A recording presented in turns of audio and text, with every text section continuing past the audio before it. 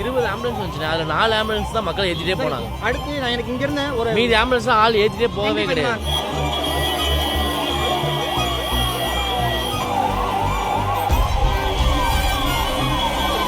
Ambulance round அடிக்குது. இந்த ரோட்ல வருது, அந்த ரோட்ல வருது. இந்த கட்டு கரெக்டாக குங்குமத்துக்கு ஏற்ற மாதிரி பார்த்தீங்கன்னா இந்த ஒரு கட்டு இருக்கு. இந்த கட்டில் உள்ள வரான், திருப்பி இந்த ரோட்ல போறான். எல்லா ஆம்புலன்ஸ் எம்டியா போகுது.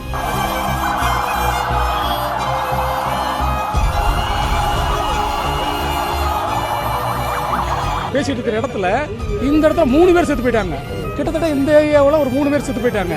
அவருக்கு ஃப்ரீயான ஒரு பாதுகாப்பு கொடுத்து போலீஸ்லாம் வந்து 500 10,000 பேருக்கு 500 பேர் தந்தவங்கெல்லாம் பொய். இங்கே இவ்வளோ தூரம் க்ரௌட் ஆகுங்கிற அவங்களுக்கு எல்லாருக்குமே பப்ளிக் தெரியும்ல.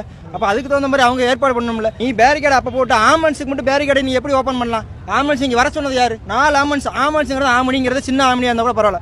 எல்லாமே பெருசு. அந்த பெருசுலேயே 4 வருது. அந்த 4மே கண்டினியூஸாக அடுத்தடுத்து வருது.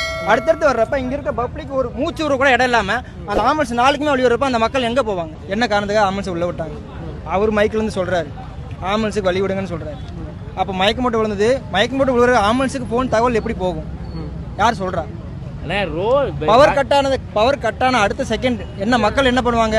இந்த இடத்துல போகிறதுக்கு வழி இல்லை, வழியை தேடுவாங்க. அப்போ என்னன்னா மக்களோட மக்களாக ஒருத்தர் மேலே ஒருத்தர் தள்ளப்பட்டாங்க. கீழே யார் இருக்கான்னு அவங்களுக்கு கண்ணு தெரியல. வெளிச்சம் இருந்தால் தான் இருக்கவங்களை தூக்கி விட முடியும்.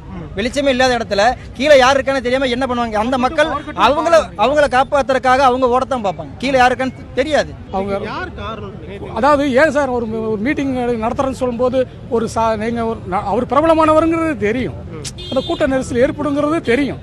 அப்போ ஒரு இடத்த கொடுத்துருக்கலாம்ல. இப்போ நீங்கள் வந்து இந்த இடத்த எடுத்துக்கங்க, அந்த இடத்துக்கு எடுத்துக்கங்க அப்படி சொல்லிட்டு சொல்லலாம், எதை வேணாலும் சொல்லலாம். ஆனால் இந்த இடத்துல என் வீட்டில் சார் இந்த இடத்துல படிக்கட்டு மூலமாக இப்போ நான் பேசிட்டு இருக்கிற இடத்துல இந்த இடத்துல 3 பேர் செத்து போயிட்டாங்க. கிட்டத்தட்ட இந்த ஏரியாவில் ஒரு 3 பேர் செத்து போயிட்டாங்க.